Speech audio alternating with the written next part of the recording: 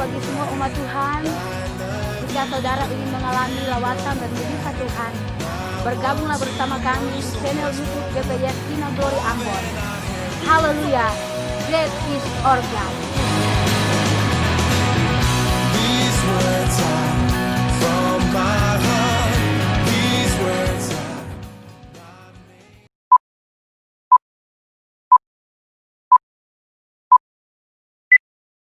untuk disembah pagi hari ini, karena hanya Dialah Tuhan yang berkuasa atas setiap kehidupan kita.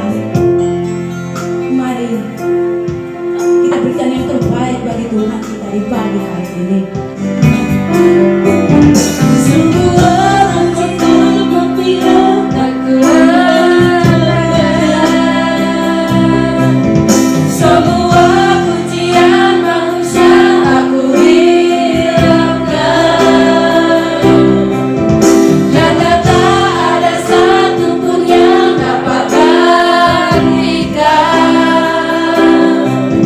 Hanya Kau yang kudus dan hanya Kau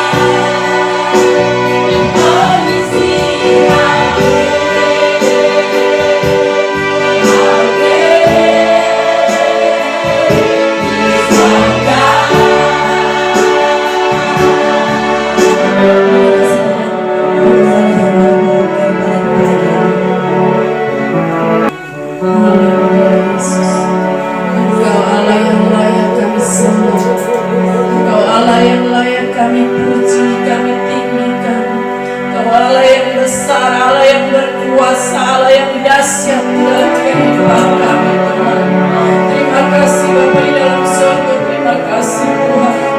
Kami ada hari ini Tuhan karena kasih dan anugerah-Mu di dalam hidup kami Tuhan. Terima kasih Bapa, kami tinggikan Engkau Tuhan. Kami sembah Engkau Allah yang kudus, Allah yang luar biasa di dalam hidup kami Tuhan. Terima kasih Bapa, terima kasih Tuhan Yesus.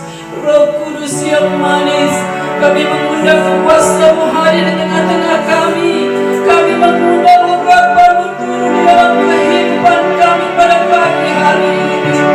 Roh Kudus, mari kita bekerja bersama-sama. Urapi setiap hamba-hamba-Mu yang mengambil bagian pada ibadah pagi hari ini. Baik yang memainkan musik, urapi jari jemarinya, urapi kehidupan pribadinya Tuhan, sucikan, kuduskan Bapa. Yang memimpin puji-pujian worship leader, urapan kuasa mengalir dalam kehidupannya. Puji-pujian yang kami naikkan Tuhan, biarlah kami boleh bersuka cita, berglori, bersorak-sorai di hadapan Engkau Bapa di dalam surga. Terlebih lagi hamba-Mu Tuhan yang menyampaikan firman-Mu, urapan kuasa firman-Mu mengalir dalam kehidupan hamba-Mu Tuhan. Sucikan, kuduskan kehidupannya Bapa. Tuhan Yesus, terima kasih. Roh Kudus, nyatakan mujizat-Mu, nyatakan kuasa-Mu di dalam ibadah kami Gereja Pantai Kosta Isa Al-Masih Ambon di tempat ini. Roh Kudus, setiap pribadi yang hadir pada pagi hari ini, setiap jemaat-Mu yang hadir pada pagi hari ini, Engkau menjamah, urapi dengan urapan kuasa-Mu yang dahsyat, yang hebat, yang luar biasa. Terima kasih Bapa di dalam surga. Sucikan, kuduskan hati dan pikiran kami. Sucikan, kuduskan tempat ini Bapa. Segala kuasa-kuasa yang bukan berasal daripada-Mu, kami tolak, kami hancurkan, kami patahkan dalam nama Yesus Kristus Tuhan. Terima kasih Bapa di dalam surga. Roh Kudus, mari Engkau bekerja bersama-sama. Roh Kudus, terima kasih Bapa di dalam surga. Roh Kudus bekerja di tempat ini dengan dahsyat. Terima kasih Bapa, kami buka ibadah ini dari awal, pertengahan hingga akhirnya hanya di dalam nama Tuhan kami Yesus Kristus. Haleluya, amin.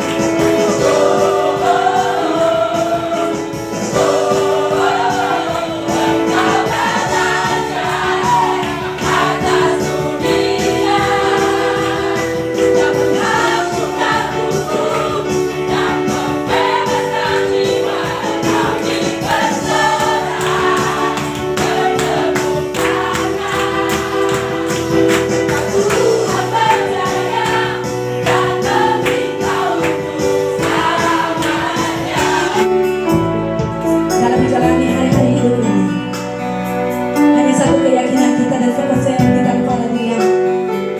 Allah yang besar, Engkau Tuhan yang besar yang sanggup menggenapi segala janji-janji-Mu dalam setiap persoalan pergumulan dan dalam setiap rintangan hidup kami. Haleluya Yesus. Kami menyatakan di pagi ini Tuhan, bahwa kami hidup karena kami percaya kepada Tuhan. Haleluya. Haleluya.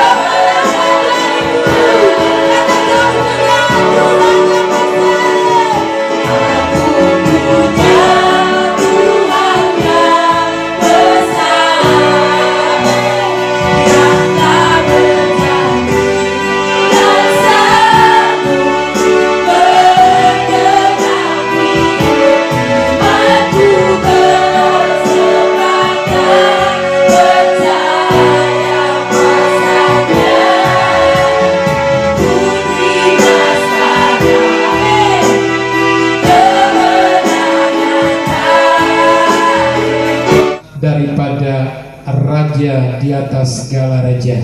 Saya percaya Anda dan saya pagi hari ini, ya, Anda percaya bahwa Anda adalah anak-anak raja. Kalau kita sebagai anak raja, berarti kita harus tahu apa yang merupakan kehendak daripada raja kita atau Tuhan kita. Untuk itu, firman Tuhan pagi hari ini saya mengangkat satu tema, membuka asal usul daripada iblis atau setan.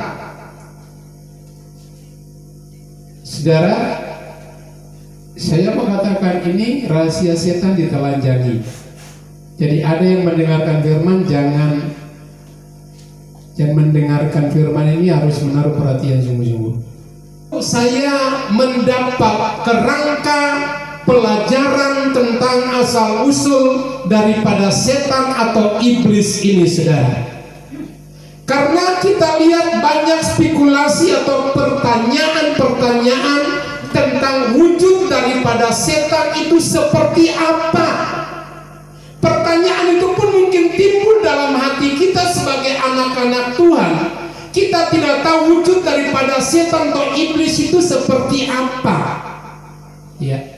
Banyak orang berpendapat atau sebagian orang berpendapat bahwa iblis atau setan itu adalah sesuatu yang mengerikan atau seekor binatang yang sangat menakutkan atau menyeramkan bagi setiap kehidupan orang-orang yang ingin mendengar, mengetahui tentang pribadi atau asal usul daripada setan. Nah, oleh sebab itu Bapak Ibu saudara-saudaraku, kita buka dalam kitab 1 Petrus pasal 5 ayat yang ke-8. Satu ayat saja begitu.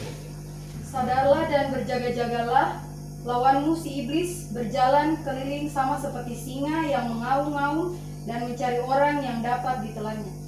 Saudara, kita lihat Petrus ini seorang rasul yang dipakai oleh Tuhan. Dia memberikan atau menggambarkan bahwa iblis atau setan itu sama seperti singa yang berjalan keliling atau singa yang sedang mengaum-aum untuk mencari orang yang dapat ditelannya. Dari ayat ini saudara, kita bisa simpulkan bahwa sampai dengan saat ini setan tidak pernah tertidur, iblis itu tidak pernah terlelap, iblis itu tidak pernah beristirahat, tapi dia bekerja secara maraton dari hari ke hari, dari jam ke jam, dari menit ke menit, bahkan dari tahun ke tahun. Untuk apa? Untuk mencari mangsanya.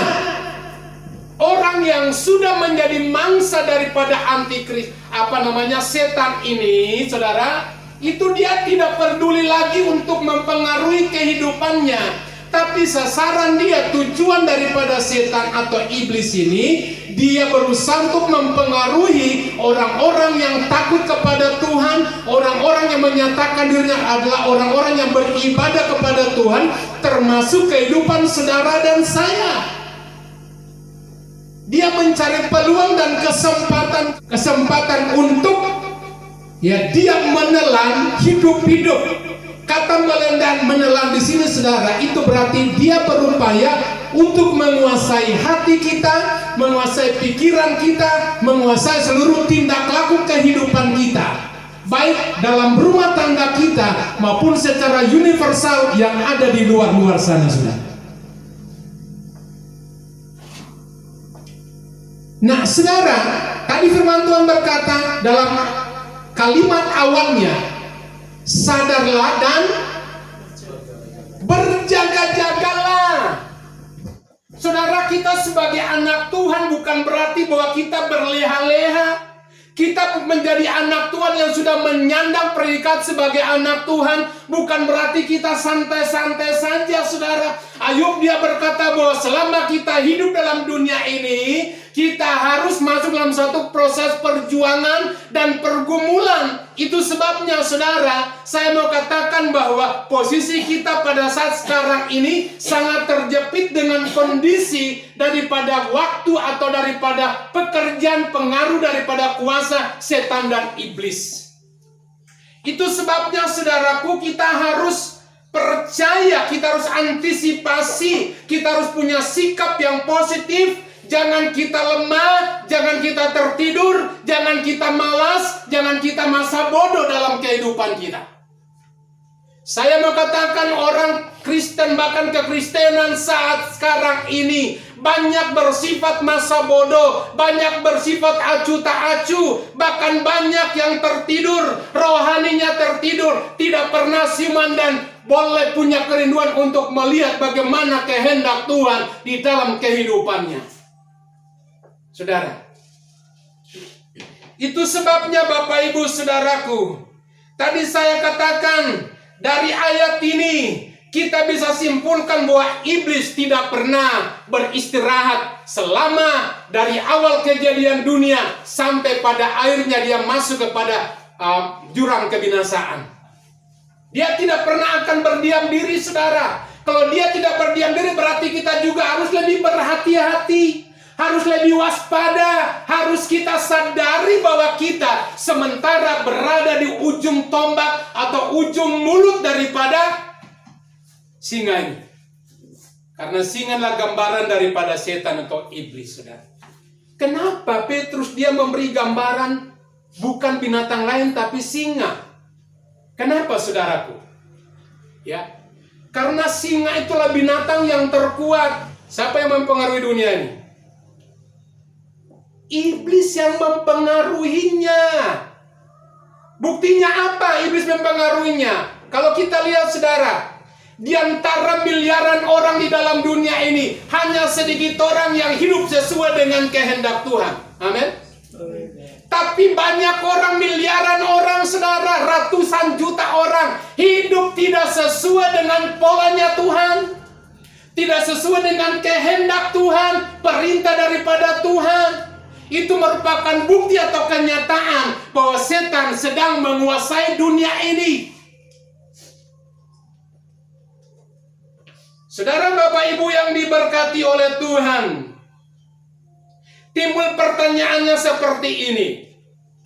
Kalau begitu setan itu dari mana asalnya? Kok tiba-tiba dia langsung ada di dalam planet bumi ini? Kok tiba-tiba dia langsung masuk ada di dalam areal dunia ini? Kita harus tahu dari mana dia. Asalnya dari mana? Saya sampaikan bagi Bapak Ibu yang saudara-saudara yang menonton live ini, harus tahu dari mana datangnya, dari mana asalnya kuasa daripada setan atau yang digambarkan sebagai singa itu. Kita baca dalam Lukas pasal yang ke-10 ayat yang ke-18. Lalu kata Yesus kepada mereka, "Aku melihat iblis jatuh seperti kilat dari langit." Saudara, firman Tuhan berkata di sini bahwa ketika Yesus mengutus 70 muridnya untuk mereka pergi memberitakan Injil, mujizat, tanda-tanda heran menyertai mereka. Secara manusia mereka bersuka cita karena setan takluk kepada mereka. Tapi ketika mereka sementara bersuka cita, mereka bergemar, mereka bergelori di antara sesama para murid pada waktu itu, Tuhan mencela mereka dan Tuhan berkata, "Hai murid-murid, jangan kamu bersuka cita karena setan kuasa iblis tunduk di bawah telapak kakimu. Tapi engkau bersuka cita karena namamu terdaftar di sorga." Saudara perhatikan, berarti kalau dikatakan dari mana datangnya iblis atau iblis itu dari mana asalnya, firman Tuhan Yesus sendiri berkata, "Aku melihat iblis itu jatuh dari langit." Kalau jatuh dari langit berarti datangnya dari sorga atau dari atas, saudara. Kita sudah tahu poin pertama. Berarti iblis itu datang dari sorga. Apakah kedudukannya di sorga dianggap sebagai iblis? Tidak. Kedudukannya di sorga, saudara, dia dianggap sebagai malaikat yang sempurna, yang disebut di sanalah malaikat kerub atau Lucifer. Dia adalah orang yang sempurna, tidak ada cacat, tidak ada kekurangan terjadi di dalam dirinya, saudara. Tapi kenapa sampai dia boleh ada di tengah-tengah dunia atau mempengaruhi dunia ini? Tentu ada sebabnya. Dia sudah tinggal di sorga enak-enak, kenapa dia harus turun ke dalam dunia ini? Saudara, kita lihat banyak orang bertanya seperti ini. Tuhan itu sudah tahu setan itu jahat, tapi kenapa Tuhan menciptakan setan? Pernah ada pertanyaan seperti itu? Ada orang pernah bertanya seperti itu pada kita? Pernah ya? Kalau Anda nggak pernah, saya pernah berapa kali orang bertanya sama saya, "Pak Pendeta, Tuhan tuh sudah tahu karakter setan tuh jahat, dia pendusta, dia penipu, dia merusak kehidupan manusia. Tapi kenapa Tuhan ciptakan setan?"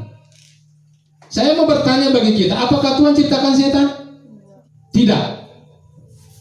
Alasannya karena waktu dia diciptakan, dia adalah malaikat yang sempurna. Itu sebabnya, saudara, Tuhan tidak menciptakan setan.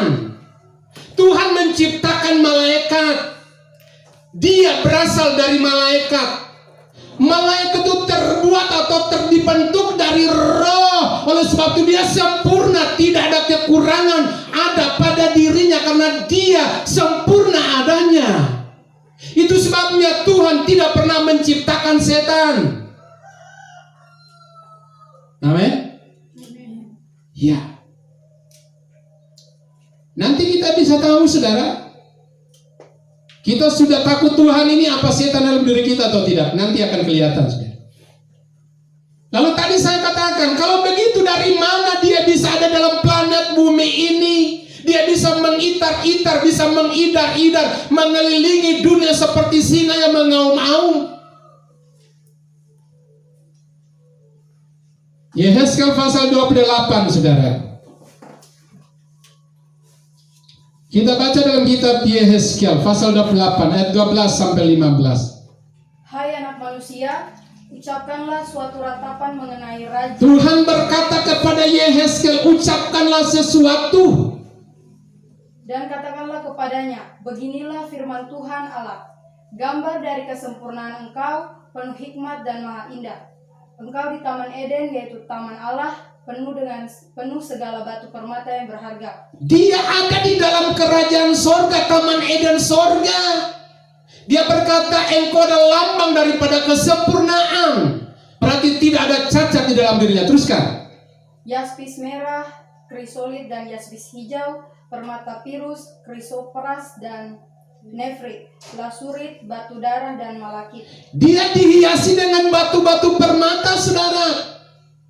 Teruskan. Tempat tatahannya diperbuat dari emas dan disediakan pada hari penciptaanmu.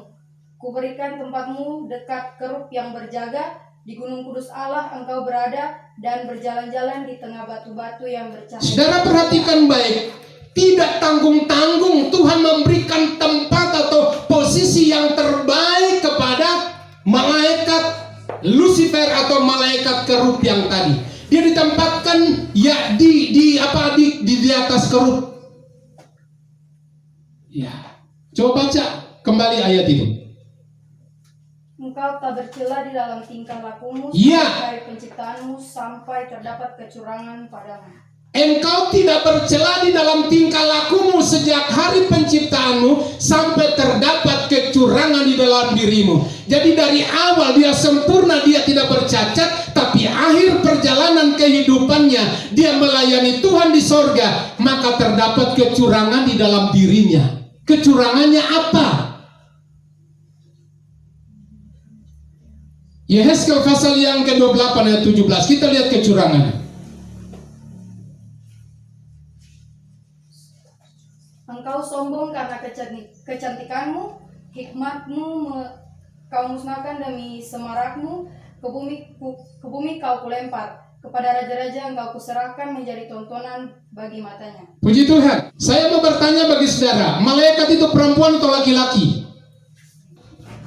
Tapi saya mau katakan saudara, bahwa dari awal ya, proses penciptaan malaikat atau yang mendampingi Allah dalam susunan atau tata kerajaan Allah, itu adalah malaikat perempuan, tidak bisa berperang. Betul? Perempuan tidak bisa berperang. Yang berperang itu adalah laki-laki yang punya kekuatan. Anda perempuan diutus ke medan peperangan, musuh baru angkat senjata, Anda sudah menangis dan takut.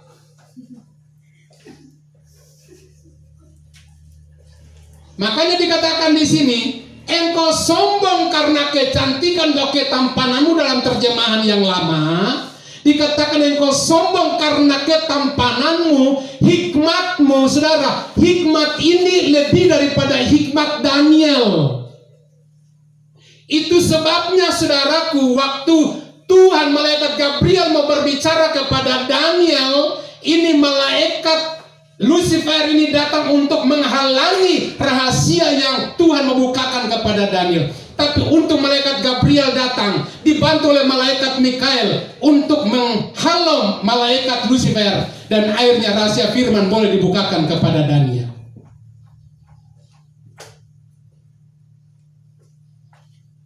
Saudaraku yang diberkati Tuhan,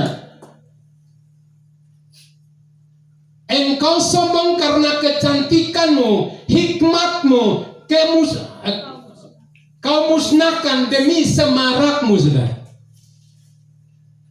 Iblis itu semarak, saudaraku. Kenapa sama saya bisa katakan dan Anda bisa lihat dalam event-event atau musik-musik dunia, ketika dia bernyanyi naik panggung, semaraknya luar biasa, saudara. Itu musik dunia.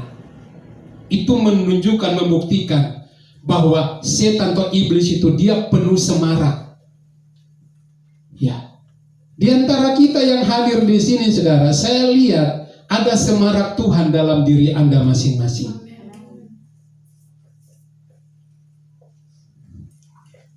Saudaraku yang diberkati oleh Tuhan, saya minta tolong baca ulang itu kembali dulu, yang ayat ini. Engkau sombong karena kecantikanmu, hikmatmu kau musnahkan demi semarakmu. Ke bumi kau kulempar, kepada raja-raja engkau kuserahkan menjadi tontonan bagi matanya. Iya, jadi saudara jelas dikatakan di sana bahwa ke bumi Tuhan lemparkan dia, ke bumi Tuhan usir dia. Jadi saudara hati-hati dengan sifat kesombongan. Ya, Lucifer ini memang dia diciptakan, ya, atau dia diciptakan sempurna. Tapi semua malaikat yang ada di sorga itu, Bapak Ibu Saudara, itu diberikan hak kebebasan. Karena di sorga itu penuh dengan kasih. Firman Tuhan kemarin baru kita dengar, firman Tuhan bilang bahwa di sorga itu penuh dengan kasih. Maka iman, pengharapan, dan kasih. Tapi yang lebih besar adalah kasih. Seisi sorga itu dipenuhi dengan kasih Allah, kasih agape, kasih yang sempurna. Itu sebabnya saudara, Allah mendidik malaikat-malaikat karena mereka sempurna supaya mereka hidup di dalam kasih.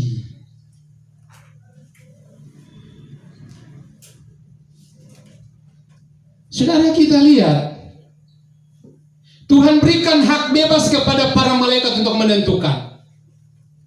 Waktu dia sudah sombong, saudara, ya, lalu apa terjadi di sana? Jadi Lucifer ini, saudara, malaikat kerup ini, karena diberikan kebebasan untuk memilih. Kasih itu diberikan kebebasan memilih. Kasih tidak pernah, saudara, tidak pernah menekan orang harus begini dan harus begitu. Itu bukan kasih. Tapi kasih memberikan kebebasan kepada orang untuk memilih sesuai dengan hati nuraninya. Malaikat Lucifer diberikan kebebasan untuk dia memilih. Dan apa yang dia pilih, saudara? Yang dia pilih adalah sifat kesombongan dan keangkuhan. Itulah yang membuat dia pilih. Saudara, saya mau membawa kita, saudara, untuk kita melihat. Jadi karena pilihan yang diambil oleh Lucifer inilah yang membuat dia menjadi tinggi hati, membuat dia jadi sombong dan angkuh. Saudara, padahal dia tidak tahu bahwa ini pilihan dia akan membawa dia kepada kejatuhan. Saudara, kadang kita diperhadapkan dengan pilihan yang sulit. Kalau kita salah pilih, salah juga perjalanan kehidupan kita. Malaikat Lucifer, dia salah memilih. Dia memilih karakter atau sifat kesombongan itu. Kita lihat, Bapak Ibu saudara-saudaraku, langkah yang pertama orang mengalami kejatuhan. Langkah pertama adalah sombong. Kalau dia tidak bisa mengendalikan kesombongannya, maka akan meningkat jadi mementingkan diri sendiri atau egois. Bukankah ini yang dialami oleh gereja Tuhan, orang-orang percaya di zaman air ini? Maunya hidup untuk dirinya sendiri. Orang yang hidup untuk dirinya sendiri adalah orang yang egois, dan orang itu adalah merupakan mangsa daripada singa yang sedang berjalan mengaum-ngaum mencari orang yang dapat ditelannya. Ini bukan masanya bagi kita untuk kita hidup egois, nggak ada. Yesus kalau hidup egois, saudara, hidup untuk kepentingan diri sendiri, maka keselamatan tidak akan terjadi kepada bangsa-bangsa di tengah-tengah dunia ini. Jangan kita egois. Asal saya, orang lain tidak. Sifat egois ini adalah tabiat daripada Lucifer. Sesudah sifat egois, saudara, dia melahirkan apa? Dia melahirkan cemburu. Sifat cemburu kadangkala ada dalam kehidupan kekristenan orang-orang percaya. Cemburu gak mau lihat orang lain naik lebih dari hidupnya. Itu adalah karakter daripada setan. Kita lihat kalau orang lain dipakai lebih dari kita harus bersyukur karena Tuhan sedang mempromosikan hidupnya. Tuhan sedang mengangkat kehidupannya untuk kemuliaan dan kebesaran nama Tuhan. Saudara, Bapak, Ibu, sesudah cemburu kalau tidak bisa mengendalikan, maka terciptalah iri hati. Iri hati ini tingkatannya lebih tinggi daripada cemburu, saudara. Apakah selama kita iri hati? Tadi saya katakan bahwa nanti kita akan tahu sifat setan ada dalam diri kita atau tidak. Karakter setan ada pada kita atau tidak. Yang paling menonjol adalah di dalam nikah dalam rumah tangga. Kadang-kadang suami merasa dia diri kepala, dia egois terhadap keluarga, istri, bahkan anak-anaknya. Keputusannya, komitmennya, itu sudah tidak boleh diganggu-gugat. Itu pola yang salah. Kadang-kadang istri pun demikian. Ini terjadi dalam rumah tangga kekristenan di akhir zaman ini. Kadang kita tidak menyadari akan hal itu, saudara.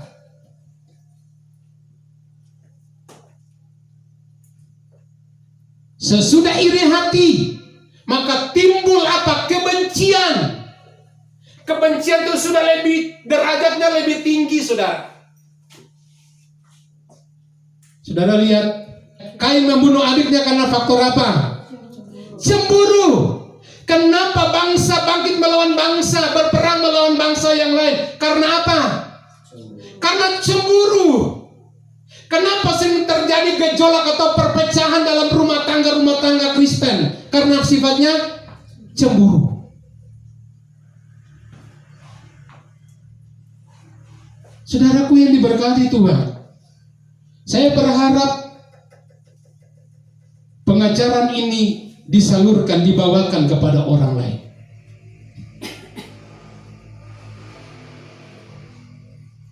Cemburunya kadang-kadang gak beraturan, saudara. Lihat kalau orang cemburu, ya apa saja depan salah, tidak pernah benar. Itu orang yang cemburu. Apalagi cemburu buta.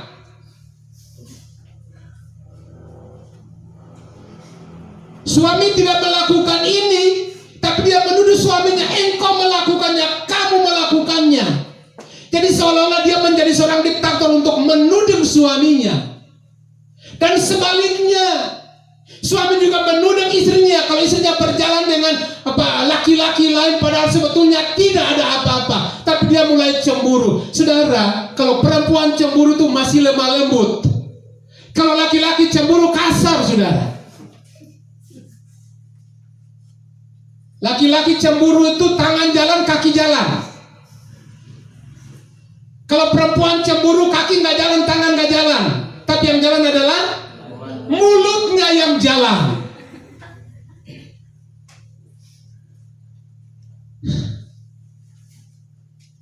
Tapi terserah saudara, mau ngoceh dari pagi sampai malam itu urusan saudara, bukan urusan saya. Urusan saya cuma saya sampaikan akan nasihat daripada firman Tuhan.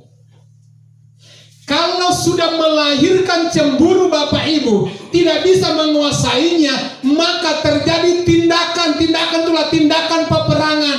Ini Lucifer tidak bisa menguasai iri hati, kecemburuannya, saudara, egoismenya, dan pada akhirnya timbul apa? Peperangan di sorga. Karena dia tidak bisa menguasai kecemburuannya, dirinya. Makanya timbul peperangan, saudaraku. Wahyu pasal yang ke-12 ayat 7 sampai dengan ayat yang ke-8 9. Silakan. Maka timbullah peperangan di sorga. Mikael dan malaikat-malaikatnya berperang melawan naga itu, dan naga itu dibantu oleh malaikat-malaikatnya. Tetapi mereka tidak dapat bertahan. Mereka tidak mendapat tempat lagi di sorga, dan naga besar itu, si ular tua yang disebut iblis atau Satan, yang menyesatkan seluruh dunia, dilemparkan ke bawah. Ia dilemparkan ke bumi bersama-sama dengan malaikat-malaikat. Saudara perhatikan ayat ini baik-baik. Di surga kok terjadi peperangan. Kenapa? Karena faktor kecemburuan daripada Lucifer ini, saudara. Itu sebabnya dia berusaha untuk apa? Mengkudeta Tuhan. Dia berusaha untuk apa? Untuk melawan, bahkan memberontak terhadap Tuhan. Di surga juga ada pemberontakan, apalagi di bumi.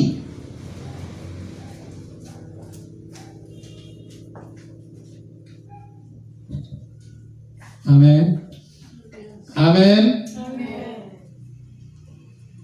Di sorga terjadi peperangan, saudara, apalagi di bumi. Dan sifat karakter peperangan itu dibawa oleh Lucifer turun ke dalam dunia ini. Dia masukkan roh kecemburuannya itu ke dalam hati para pemimpin-pemimpin bangsa di dunia ini, sehingga dia bisa menciptakan peperangan antara bangsa melawan bangsa dan kerajaan melawan kerajaan.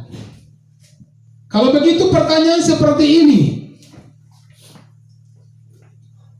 berarti yang ciptakan masalah siapa? Lucifer itu sendiri, saudara. Tuhan sudah berikan kebebasan, curahkan kasih dengan limpah bagi kehidupan ya pribadi Lucifer, tapi dia salah memilih. Itu sebabnya dia mendatangkan masalah atas dirinya sendiri. Kadang-kadang masalah datang, kita menyalahkan dia yang menciptakan masalah, tapi kita tidak pernah berkata masalah diciptakan oleh diri saya sendiri. Lucifer ini, saudara, dia ciptakan masalah karena dirinya sendiri, karena egoismenya sendiri, karena sifat kecemburuan iri hatinya sendiri. Puji Tuhan, Bapak Ibu, saudara-saudaraku. Ketika dia dilemparkan ke dalam dunia ini, saudara, dia bukan sendiri. Perhatikan baik, saudara. Perhatikan baik. Ketika Lucifer dilemparkan ke dalam dunia, bukan dia sebatang kara, bukan dia sendiri, bukan dia individu, bukan pribadi sendiri, tidak. Tapi dia dicampakkan atau dilemparkan ke dalam dunia oleh Bapa di sorga. Dia sempat mengajak malaikat-malaikat yang digambarkan sebagai bintang-bintang. Dalam kitab Poe dikatakan dia menyeret sepertiga dari bintang-bintang yang ada di langit. Bintang-bintang itu siapa, saudara?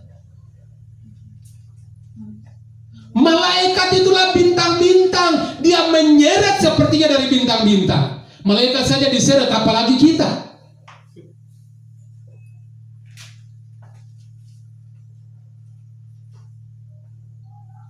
Coba kita baca dalam kitab pasal 12 tadi, ayat 7. Silakan. Maka timbullah peperangan di sorga. Mikael dan malaikat-malaikatnya berperang melawan naga itu, dan naga itu dibantu oleh malaikat-malaikat. Dan naga itu, iblis itu, Lucifer itu dibantu oleh Malaikat-malaikat. Berarti dia waktu turun dari sorga, dia sempat mempengaruhi para malaikat. Malaikat-malaikat yang terbujuk dengan rayuannya, termakan dengan rayuannya, mereka tidak bisa menahan diri. Akhirnya mereka berperang bersama-sama, membantu malaikat Lucifer untuk berperang melawan Allah. Apakah peperangan itu sudah berhenti? Belum berhenti. Peperangan itu akan berjalan terus sampai kepada masa nanti di mana Antikristus mengambil alih atau tampuk kepemimpinan di dalam dunia ini. Itu yang dikatakan terjadi perang Harmagedon, saudara. Perang antara manusia, malaikat, iblis dengan pribadi Bapa di surga atau Tuhan Yesus Kristus.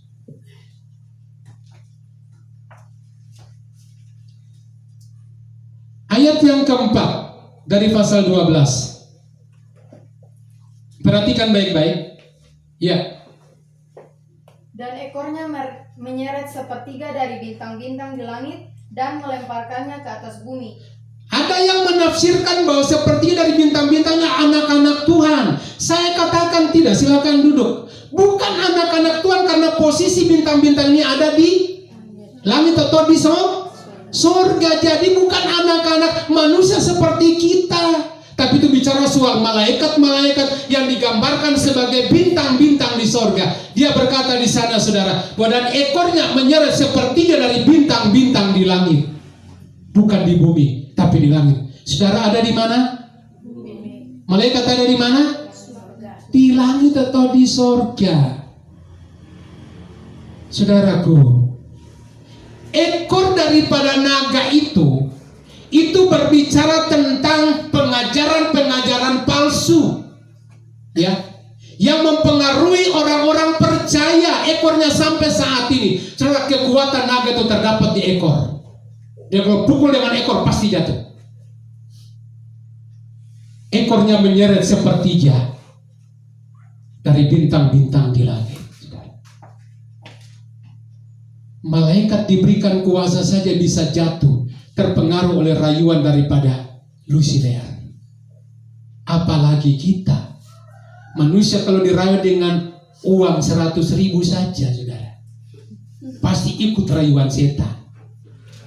Dan saat sekarang ini saya mau kasih tahu, ekor daripada naga itu sementara bekerja keras dengan pengajaran palsunya untuk mempengaruhi gereja-gereja Tuhan, gereja yang tidak punya pengajaran yang benar, punya pengajaran yang tepat, maka dia akan terkecoh, akan terbawa oleh rayuan daripada ekor naga ini. Karena itu bicara soal nabi-nabi palsu, saudara. Saudara, nabi-nabi palsu lebih senang melakukan mujizat-mujizat. Saya mau katakan, saudara, jangan kita terlalu terfokus dengan mujizat. Mujizat itu setan juga bisa bikin mujizat. Setan itu bisa turunkan api dari langit. Saya lihat orang Kristen sekarang ini, saudara, saya mau katakan, terlalu terlena dengan mujizat. Pendeta satu lakukan mujizat, semua buyar ke sana. Ya, pendeta satu dia sementara dia sementara naik daun, dia bisa menyembuhkan orang sakit, semua orang sakit, bahkan orang yang tidak sakit pun lari ke sana. Saya mau katakan, saudara, jangan kita tergiur dengan mujizat, jangan kita terpaku dengan mujizat, karena setan juga bisa bikin mujizat.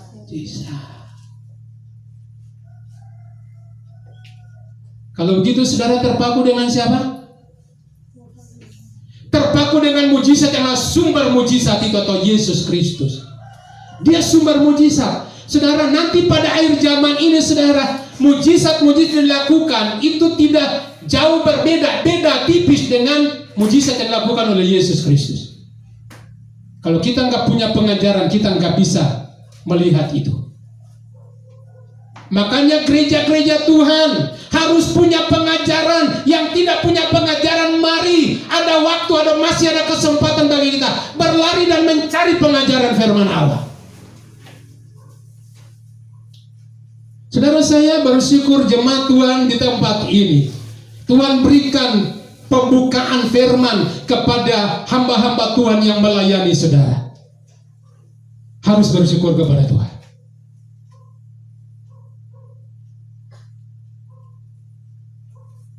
Saudara, kalau kita perhatikan gerak-gerik daripada Lucifer ini, berarti Lucifer ini punya keunggulan lebih dari Tuhan.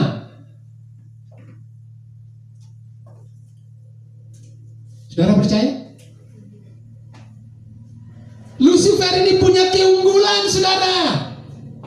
Kenapa sampai saya katakan Lucifer ini punya kelebihan, punya keunggulan? Lucifer dia bisa berbohong, dia bisa menipu. Tapi Tuhan tidak bisa berbohong, Tuhan tidak bisa menipu, karena firman-Nya ya dan amin. Pujian tadi baru kita nyanyikan, janji-janjinya ya dan amin, dan dia genapi bagi setiap orang yang percaya.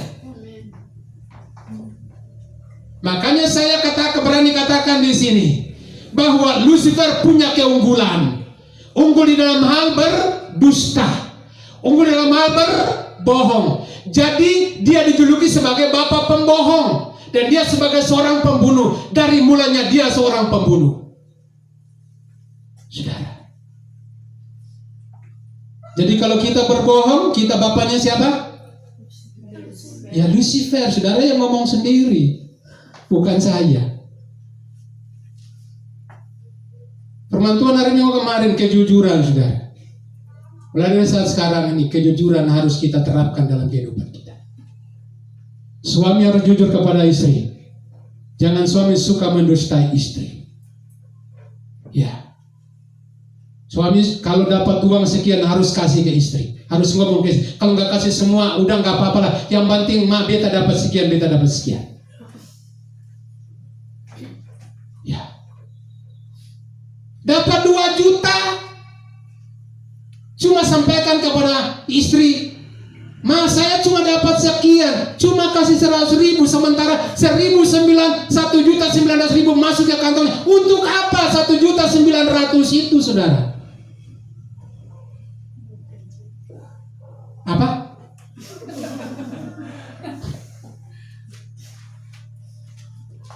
Ya. Hari ini Tuhan bikin pembersihan dalam hidup kita.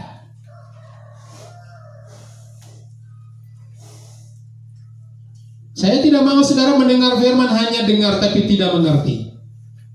Saya mau Anda mengerti benar-benar. Karena untuk membuka rahasia firman itu tidak gampang.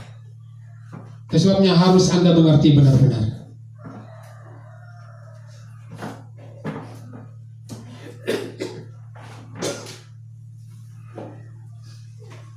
Makanya saudara, saya perhatikan, kalau saya nonton di YouTube saudara, saya memperhatikan ya, banyak orang-orang dari Kedar saudara, banyak mengaminkan bahwa Alkitab atau firman Tuhan itu adalah buku yang sempurna. Tidak ada buku yang sempurna seperti buku yang kita miliki, yaitu Alkitab.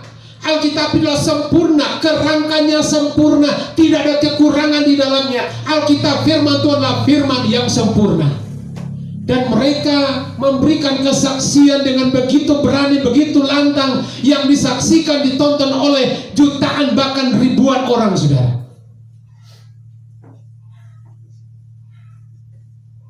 Saudaraku yang diberkati oleh Tuhan, kita lihat di sini. Jadi timbul satu pertanyaan seperti ini. Kenapa Tuhan tidak langsung membinasakan dia saja? Kalau dia sudah berontak terhadap Tuhan, sudah melawan Tuhan, sudah berperang melawan Tuhan, kenapa Tuhan cuma tendang dia ke dunia saja? Kenapa Tuhan tidak membinasakan dia? Kalau Tuhan membinasakan dia, berarti Tuhan bukan sumber kasih. Firman Tuhan kemarin sore kita dengar, Tuhan itu adalah sumber kasih, saudara. Jadi seseorang yang salah, seseorang yang berdosa, Tuhan tidak langsung memvonis, bahkan menghukum, membunuh, membinasakan orang itu. Tapi Tuhan berikan kebebasan. Untuk apa? Untuk dia sadari kehidupannya dia dapat Tuhan. Karena Tuhan sumber kasih, oleh sebab itu Tuhan tidak bisa membinasakan iblis karena waktunya belum sampai. Saudara, saya mau bertanya kepada Bapak Ibu saudara sekalian. Sepanjang saudara memeriksa mendengarkan Alkitab, khususnya kepada para hamba Tuhan, ada ayat firman Tuhan yang mengatakan iblis itu pernah mati? Iblis tidak pernah mati. Iblis hanya dipenjarakan di dalam lubang yang tidak terduga dalamnya. Kemudian iblis dilemparkan ke neraka dan di sana disiksa siang dan malam. Berarti iblis mati enggak? Iblis tidak mati, saudara. Itu sebabnya Allah tidak mau membinasakan iblis ini. Allah tidak mau membunuh iblis ini. Allah tidak mau. Karena itu nanti ujung-ujungnya, endingnya, saudara, iblis akan disiksa dalam api neraka yang kekal. Siang dan malam. Dia tidak mati.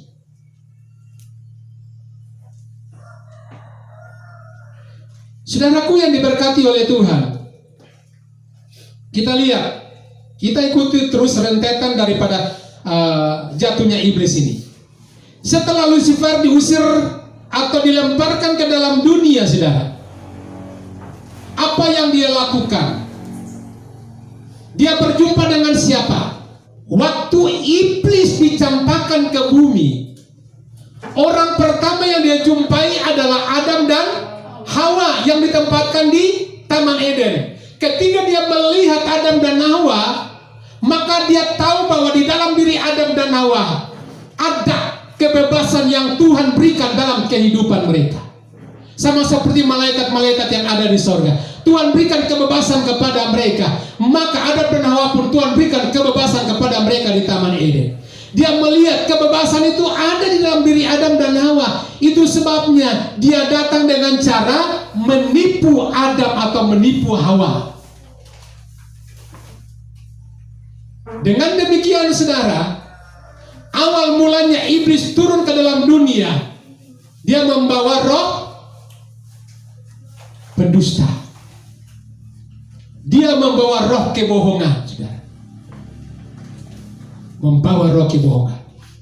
Makanya dia bohongi Hawa dan Adam. Dia bohong, saudara. Dia mendustai mereka karena dia tahu Tuhan kasih kebebasan. Ya, hak bebas atau hak memilih dalam tangan Adam dan Hawa. Makanya waktu dia tawarkan buah itu, ya hak bebas itu dipergunakan oleh Hawa, hak bebas dipergunakan oleh Adam. Makanya dia dengan hak bebas yang ada, semena-mena dia mengambil buah yang dilarang oleh Tuhan. Inilah saudara,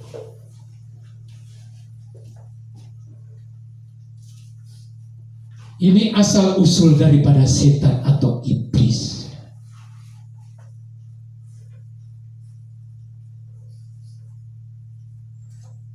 Kita lihat apa konsekuensi daripada orang yang berbohong, termasuk iblis. Wahyu pasal 21.